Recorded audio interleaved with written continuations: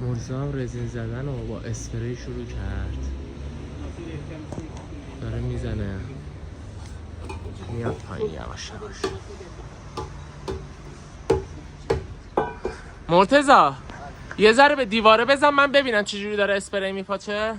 آها خوبه درسته همونطوری. به سرش دیگه دست نزن تیزینا بپاچه، همونطوری خوبه.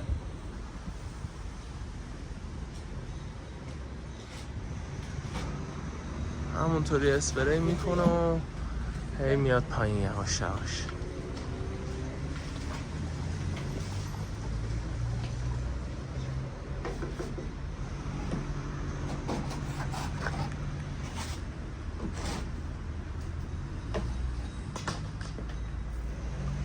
مرسا حس میکنم زیاد میزنی. زیاد زد.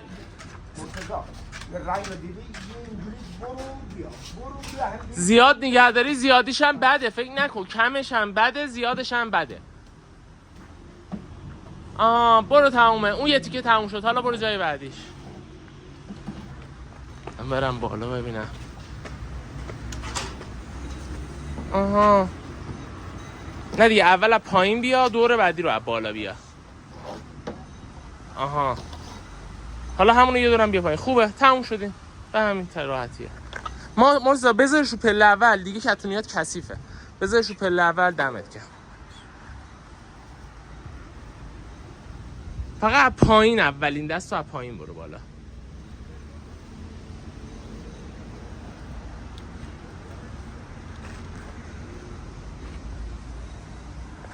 خب بریم دوباره میریم.